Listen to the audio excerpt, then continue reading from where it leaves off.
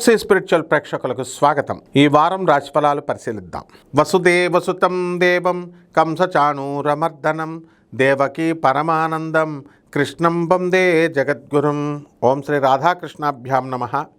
కృష్ణం వందే జగద్గురుం, అర్జునం వందే జగదేకవీరం. మనకి ఈ వారాన్ని కనుక చూసుకున్నట్లయితే గ్రహాలు ఎవరి ఇంట్లో ఏ గ్రహాలు ఉన్నాయో చూద్దాం.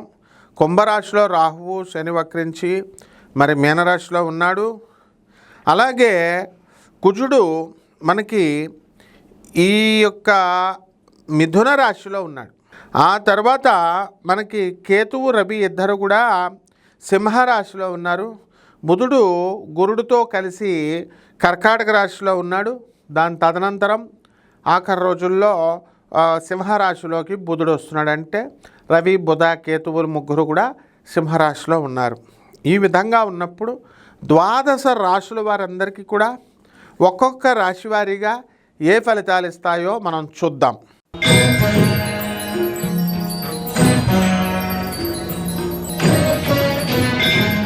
మకర రాశి, ఈ రాశి వారికి అందరికీ కూడా ఎక్కడికో వెళ్ళిపోతారు. ఎన్నో లాసులతో ఎంతో కాలం బాధపడుతూ ఉన్నారు. అష్టమకేతు చచ్చిపోవాలనిపిస్తూ ఉంటుంది సమస్యలు చూసి. అప్పులో ఇంటికి ఫోన్లు చేస్తుంటే అయ్య బాబోయ్ అని చెప్పి ఫోన్లు ఎత్తడానికి భయపడిపోతూ ఉంటారు.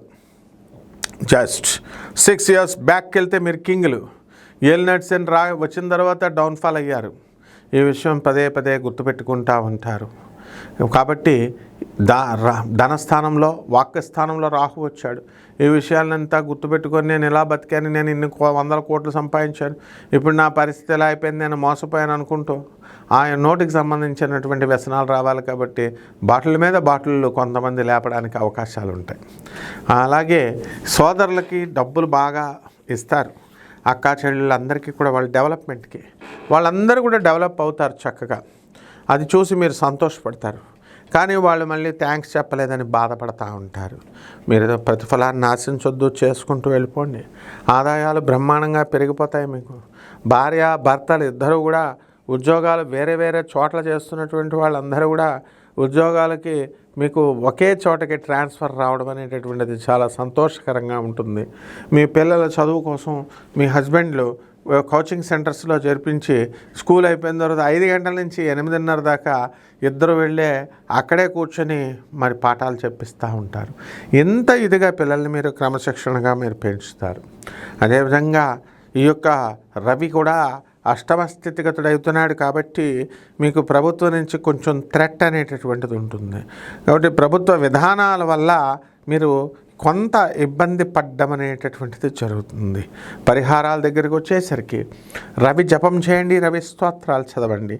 రవికి కిలోంపావు ఈ యొక్క గోధుమల్ని ఆరెంజ్ కలర్ వస్త్రాలనిచ్చి పేద బ్రాహ్మణులకి ఆదివారం నాడు ఉదయం కరెక్ట్గా 9 గంటలకి ఇంకెక్కువ మాట్లాడితే రాత్రి 1 గంటకి చేయాలా చెప్పట్లేదు నేను. ఉదయం 9 గంటలకి జపం చేయండి. అలాగే మేడి చెట్టుని ఇంట్లో వేసుకుంటూ ఆ మేడి చెట్టు చుట్టూ ప్రదక్షిణాలు చేసుకోవాలా. గురుదేవుడైనటువంటి దత్తాత్రేయ స్వామి వారి యొక్క స్మరణ చేసుకోవాలా. ఈ విధంగా చేసుకుంటే బ్రహ్మాండంగా ఉంటుంది. శుభమస్తు.